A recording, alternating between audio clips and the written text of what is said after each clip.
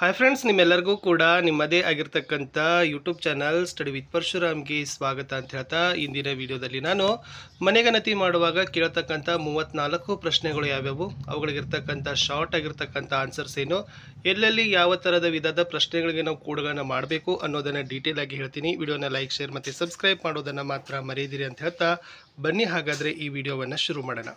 First ಇರ್ತಕ್ಕಂಥದ್ದೇ ಸಾಲಿನ ಸಂಖ್ಯೆ ಇರ್ತದ, ಲೈನ್ ನಂಬರ್ ಅಂತ ಇರ್ತದೆ. ಓಕೆ, ಅದು ಸ್ವಯಂ ಚಾಲಿತವಾಗಿ 3 ಡಿಜಿಟ್ದು ಸಂಖ್ಯೆ ಇರ್ತದೆ.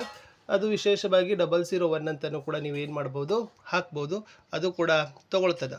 ಇನ್ನು ಎರಡನೇದು ಏನು ಕೇಳಿದ್ದಾರೆ ಅಂತಂದ್ರೆ ಕಟ್ಟಡದ ಸಂಖ್ಯೆ ಅಂತ ಕೇಳಿದ್ದಾರೆ. ಈಗ ನೀವು ಆ ಮನೆಗೆ ಭೇಟಿ ನೀಡಿದಾಗ ನೀವು ಯಾವ ಕಟ್ಟಡದ ಸಂಖ್ಯೆಯನ್ನು ಆಯ್ಕೆ ಮಾಡಿರ್ತೀರಲ್ಲ, ಆ ಕಟ್ಟಡದ ಸಂಖ್ಯೆನ ನೀವೇನು ಮಾಡಬೇಕಪ್ಪ ಅಂದರೆ ಹಾಕಬೇಕು.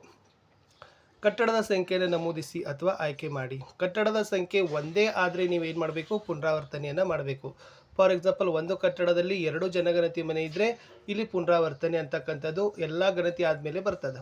ಓಕೆನಾ, ಅಂದರೆ ಒಂದು ಮನೆಯದು ಆದಮೇಲೆ ಎರಡನೇ ಮನೆ ಮಾಡಬೇಕಾದ್ರೆ ಪುನರಾವರ್ತನೆ ಮಾಡಬೇಕು. ಇಲ್ಲಿ ಮಾಮೂಲಿ ಕಟ್ಟಡದ ಸಂಖ್ಯೆ ಹಾಕ್ತೀರಿ, CN1 CN2 ಅಂತ ತೊಗೊಳ್ತೀರಿ. ಆವಾಗ ಈ ಜನಗಣತಿ ಮನೆ ತಂತಾನೆ ಏನಾಗ್ತದೆ, ಅದು ಆಟೋ ಜನ್ರೇಟ್ ಆಗ್ತದೆ.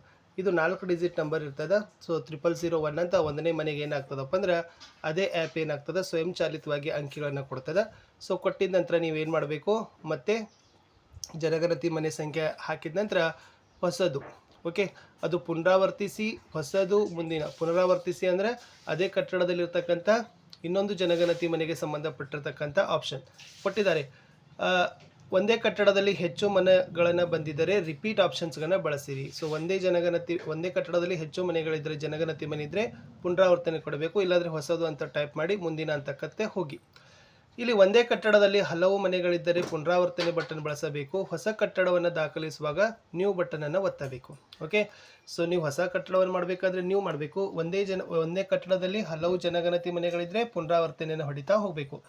ಫಾರ್ ಎಕ್ಸಾಂಪಲ್ ಕೇಳಿದ್ದಾರೆ, ಸ್ವಯಂ ಗಣತಿ ಮಾಡಿದರೆ ಇಲ್ಲೇ ಕುಟುಂಬದ ಮಾಹಿತಿಯ ಪರಿಶೀಲನೆ. ಡೈರೆಕ್ಟಾಗಿ ಇಲ್ಲೇ ಏನು ಮಾಡಿದಾರಪ್ಪ ಅಂತಂದರೆ ಸ್ವಯಂ ಗಣತಿ ಬಗ್ಗೆ ಏನು ಮಾಡಿದ್ದಾರೆ, ಪ್ರಶ್ನೆಗಳನ್ನು ಕೇಳಿದ್ದಾರೆ.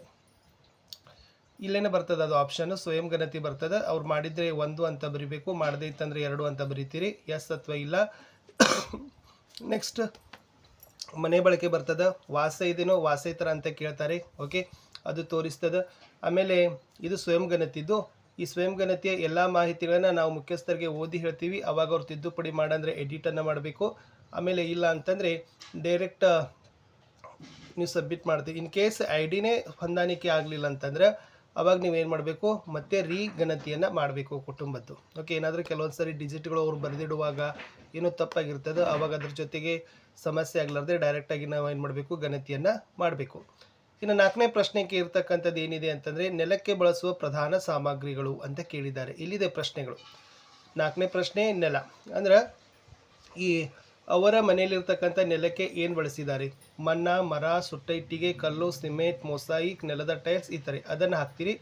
5ನೇದು ಗೋಡೆ. ಸೊ ವಿಶೇಷವಾಗಿ ಗೋಡೆ ಯಾವುದರಿಂದಿದೆ, ಹುಲ್ಲು, ತಡಿಕೆ, ಬಿದಿರು, ಪ್ಲಾಸ್ಟಿಕ್, ಪಾಲಿಥೀನ್, ಮಣ್ಣು, ಹಸಿ ಇಟ್ಟಿಗೆ, ಮರ, ಗಾರೆ ಮರದ ಕಲ್ಲು, ಗಾರೆ ಇರುವ ಕಲ್ಲು, GI ಲೋಹ, ಸುಟ್ಟ ಇಟ್ಟಿಗೆ, ಕಾಂಕ್ರೀಟ್ ಇತರೆ ಸಾಮಗ್ರಿ. ಮೇಲ್ಛಾವಣಿಗೆ ಅದರಲ್ಲಿ ಏನಿದೆ, ಅದು ಹುಲ್ಲು, ತಡಿಕೆ, ಬಿದಿರು, ಮರ, ಮಣ್ಣು, ಪ್ಲಾಸ್ಟಿಕ್, ಪಾಲಿಥೀನ್, ನಾಡ ಹಂಚುಗಳು, ಯಂತ್ರದಲ್ಲಿ ತಯಾರಿಸಿದ ಹಂಚು, ಸುಟ್ಟ ಇಟ್ಟಿಗೆ, ಕಲ್ಲು, ಸ್ಲ್ಯಾಟು, GI ಲೋಹ, ಕಾಂಕ್ರೀಟ್ ಇತ್ಯಾದಿ. ಇಲ್ಲಿಗೆ ಎಷ್ಟಾಯಿತು, 6 ಪ್ರಶ್ನೆಗಳು ಮುಗೀತು.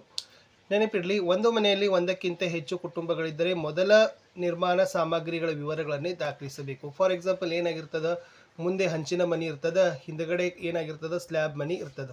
ಅವಾಗ ಅವ್ರು ಏನು ಹೇಳಿದಾರೆ ಅಂದರೆ ಮೊದಲ ಕುಟುಂಬಕ್ಕೆ ಮಾತ್ರ ಈ ನಿರ್ಮಾಣ ಸಾಮಗ್ರಿಗಳ ವಿವರಣೆಗಳನ್ನು ದಾಖಲಿಸಬೇಕು. ಫಾರ್ ಎಕ್ಸಾಂಪಲ್ ನೀವು ಯಾವ ಗಣತಿಯನ್ನು ಮುಂದೆ ಮಾಡಿರ್ತೀರಿ ಆ ಥರದೇ ನೀವೇನು ಮಾಡ್ತೀರಿ, ದಾಖಲಿಸ್ತೀರಿ. ಆಮೇಲೆ ಒಂದು ಮನೆಯಲ್ಲಿ ಒಂದಕ್ಕಿಂತ ಹೆಚ್ಚು ಕುಟುಂಬಗಳಿದ್ದಾರೆ. ಓಕೆ, ಅವಾಗ ಇವೆಲ್ಲ ಡೈರೆಕ್ಟ್ ಬರೋದಿಲ್ಲ. ಡೈರೆಕ್ಟಾಗಿ ಏನಾಗಿರ್ತದೆ ಅಂದರೆ ಹಲವು ಜನಗಣತಿ ಮನೆಗಳನ್ನು ಹಾಕಿರೋದ್ರಿಂದ ನೀವು ಡೈರೆಕ್ಟ್ ಮುಂದಿನ ಪ್ರಶ್ನೆಗಳಿಗೆ ತಗೋಬೇಕು.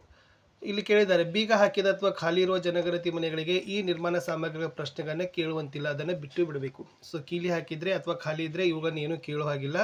ನೆಲದ ಮೇಲೆ ಬಹುಪಾಲು ಜಾಗಕ್ಕೆ ಬಳಸಲಾದ ಸಾಮಗ್ರಿಯನ್ನೇ ಆಯ್ಕೆ ಮಾಡಬೇಕು. ಫಾರ್ ಎಕ್ಸಾಂಪಲ್, ಈಗ ಒಂದು ಕಡೆ ಏನಾಗಿರ್ತದಪ್ಪ ಅಂದ್ರೆ ಕಲ್ಲಾಗಿರ್ತದ, ಒಂದು ಕಡೆ ಸಗಣಿ ಆಗಿರ್ತದ, ಬಹುಪಾಲು ಅಂತ ಕೇಳಿದ್ದಾರೆ. ಮ್ಯಾಕ್ಸಿಮಮ್ ಏನಿದೆಯಲ್ಲ ಅದನ್ನು ನೀವು ಏನು ಮಾಡ್ಕೋಬೇಕು, ಎಂಟ್ರಿಯನ್ನು ತಗೋಬೇಕು. ಆಮೇಲೆ ಗ್ರಾನೈಟ್, ಮಾರ್ಬಲ್ ಕಲ್ಲುಗಳನ್ನು ಕಲ್ಲಂತಲೇ ಬಳಸಬೇಕು. ಇವಾಗಿನ ನಾವು ಗ್ರಾನೈಟ್ ಕಲ್ಲುಗಳನ್ನು ಹಾಕ್ತೀವಲ್ಲ ಮನೆಗಳಿಗೆ, ಅದು ಮತ್ತು ಕಲ್ಲು ಮಾರ್ಬಲ್ಸ್ ಎರಡನ್ನ ಕಲ್ಲು ಅಂತಲೇ ತೊಗೊಳ್ರಿ.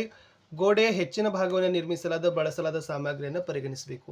ಅದೇ ನಾನು ಹೇಳಿದ್ದೀನಿ, ಏನಂದರೆ ಬಹುಪಾಲು ಮ್ಯಾಕ್ಸಿಮಮ್ ಏನದ ಆ ಮನೆಗೆ ಪಾರ್ಟನ್ನು ತೊಗೊಂಡಿದ್ದಾರೆ ಅದನ್ನು ನೀವೇನು ಮಾಡಬೇಕು, ಬಳಸಬೇಕು. ಇನ್ ಕೇಸ್ ನಿಮಗೆ ಪ್ರಾಬ್ಲಮ್ ಆಗದೇ ಇತ್ತಂದರೆ, ನಿಮಗೆ ಗುರುತಿಸಲಿಕ್ಕೆ ಕಷ್ಟ ಆಗಿತ್ತಂದರೆ 0 ಸಂಕೇತವನ್ನು ದಾಖಲಿಸಿ.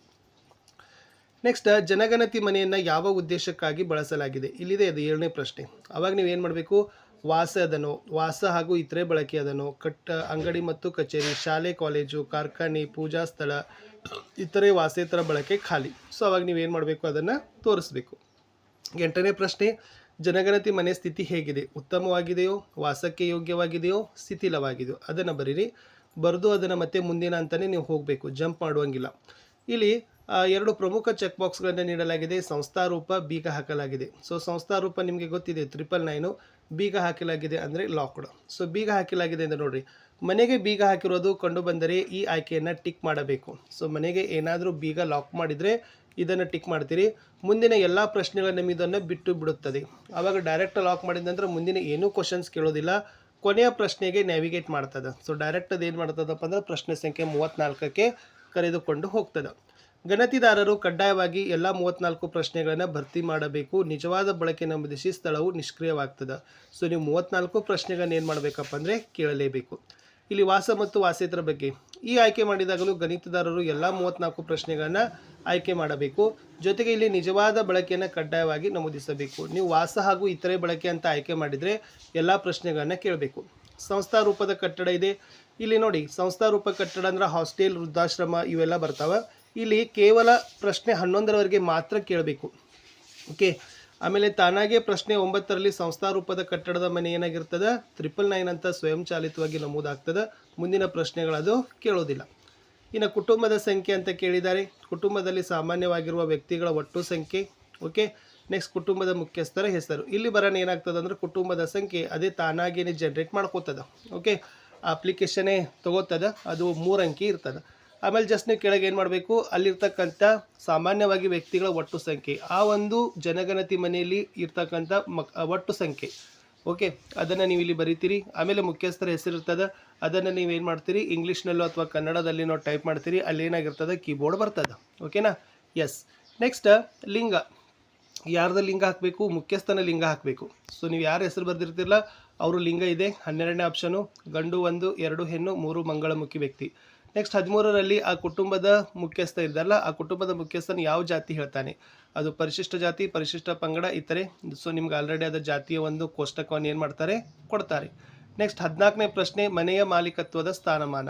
ಅದು ಮನೆ ಏನದನ, ಸ್ವಂತ ಅದನೋ, ಬಾಡಿಗೆ ಅದನೋ, ಬಾಡಿಗೆ ಮತ್ತು ಇತರೆ ಮನೆನೋ, ಇತರೆ ಯಾವುದೇ. 15ನೇ ಪ್ರಶ್ನೆ, ಪ್ರತ್ಯೇಕವಾಗಿ ಅಧೀನದಲ್ಲಿರೋ ವಾಸದ ಕೊಠಡಿಗಳ ಸಂಖ್ಯೆ, ಎಷ್ಟು ರೂಮ್ ಇದ್ದಾವೆ ಒಳಗಡೆ, ಅದನ್ನು ಕೇಳೋದು. 16ರಲ್ಲಿ ವಿವಾಹಿತ ದಂಪತಿಗಳ ಸಂಖ್ಯೆ. ಸೊ ಅದರಲ್ಲಿ ಎಷ್ಟು ಜನ ಮ್ಯಾರಿಡ್ ಕಪಲ್ಸ್ ಇದ್ದಾರೆ ಅನ್ನೋದನ್ನು ನೀವೇನು ಮಾಡ್ಕೋಬೇಕು, ತಗೋಬೇಕು. ಸೊ ಇದು ಕೂಡ ಪ್ರಶ್ನೆ ಇದೆ.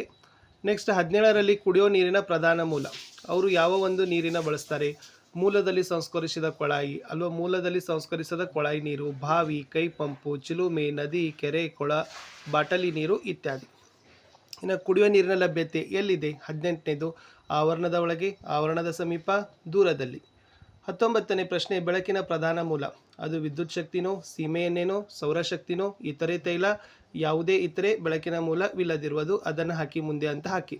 ಶೌಚಾಲಯದ ಲಭ್ಯತೆ. ಸೊ ಶೌಚಾಲಯ ಎಲ್ಲಿದೆ? ಪ್ರತ್ಯೇಕವಾಗಿ ಕುಟುಂಬದ ಬಳಕೆಗೆ ಇದೆಯೋ, ಇತರೆ ಕುಟುಂಬದ ಜೊತೆಗೆ ಹಂಚಿಕೆಯಾಗಿದೆಯೋ, ಸಾರ್ವಜನಿಕ ಶೌಚಾಲಯ. ಹೌದು ಅಂದಾಗ 3 ಇದ್ದಾವೆ, ಇಲ್ಲ ಅಂದಾಗ ಅದು ಬಯಲು ಶೌಚಾಲಯ ಅಂತ ನೀವೇನು ಮಾಡ್ತೀರಿ, ಟೈಪ್ ಮಾಡ್ತೀರಿ, ಮುಂದಕ್ಕೆ ಹೋಗ್ತೀರಿ. ಇನ್ನು ಶೌಚಾಲಯದ ವಿಧಗಳು ಅಂತ ಕೇಳಿದ್ದಾರೆ ನೋಡಿ.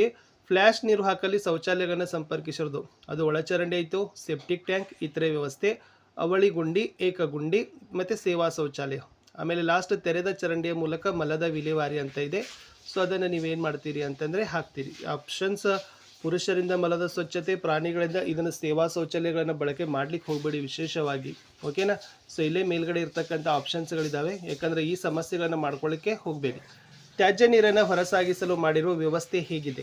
ಒಳಚರಂಡಿ, ತೆರೆದ ಚರಂಡಿ, ಚರಂಡಿ ಇಲ್ಲ, ಮುಂದಿನ. ಆವರಣದ ಒಳಗೆ ಸ್ನಾನದ ಗೃಹ. ಓಕೆ, ಸ್ನಾನಗೃಹ ಎಲ್ಲಿದೆ? ಆವರಣದ ಒಳಗೆ ಇದೆಯೋ, ಮೇಲ್ಛಾವಣಿ ಇಲ್ಲೋ, ಅಥವಾ ಸ್ನಾನಗೃಹನೇ ಇಲ್ಲೋ. 24ರಲ್ಲಿ ಅಡುಗೆ ಅನಿಲದ ಲಭ್ಯತೆ. ಸೊ ನೋಡಿ, LPG PNG ಸಂಪರ್ಕ ಇದೆ, LPG PNG ಸಂಪರ್ಕ ಇಲ್ಲ. ಅದೇನಾಗಬೇಕು? ಅಡುಗೆ ಮನೆಯಲ್ಲಿ ಅಡುಗೆ, ಮನೆಯ ಒಳಗೆ ಅಡುಗೆ, ಅಂದರೆ ಇದು ಅಡುಗೆ ಮನೆ ಅಂದರೆ ಸಪ್ರೇಟ್ ಕಿಚನ್ ರೂಮ್ ಇರಬೇಕು. ಮನೆಯ ಒಳಗೆ ಅಂದರೆ ಅಲ್ಲಿ ಅಡುಗೆ ಮನೆ ಇರೋದಿಲ್ಲ. ಬಯಲಲ್ಲಿ ಅಡುಗೆ ಅಂದರೆ ಮನೆಯ ಹೊರಗೆ ಅಡುಗೆ ಮಾಡಿರೋದಿಲ್ಲ. ಸೊ ಅದನ್ನು ಕೂಡ ನೀವೇನು ಮಾಡ್ಬೋದು, ಟಿಕ್ ಮಾಡ್ಬೋದು. 25 ಅಡುಗೆ ಮಾಡಲು ಬಳಸುವ ಪ್ರಮುಖ ಇಂಧನ. ಓಕೆ, ಸೌದೆ, ಬೆಳೆಗಳ ಉಳಿಕೆ, ಬೆರಣಿ, ಕಲ್ಲಿದ್ದಲು, ಸೀಮೆ ಎಣ್ಣೆ, LPG, PNG, ವಿದ್ಯುತ್ ಶಕ್ತಿ, ಬಯೋಗ್ಯಾಸ್. ಆಯ್ಕೆ ಮಾಡಿ. ರೇಡಿಯೋ ಅಥವಾ ಟ್ರಾನ್ಸಿಸ್ಟರ್ ಇದೆಯೋ ಇಲ್ಲೋ, ಸಾಂಪ್ರದಾಯಿಕ ರೇಡಿಯೋ ಸೆಟ್, ಮೊಬೈಲ್ನಲ್ಲಿ ಅಥವಾ ರೇಡಿಯೋ ಅದನ್ನು ಅಥವಾ ಸ್ಮಾರ್ಟ್ಫೋನ್, ಇತರೆ ವಿಧಾನ. ನೆಕ್ಸ್ಟ್ ಅದನ್ನು ಹಾಕಿ. ಇಲ್ಲ.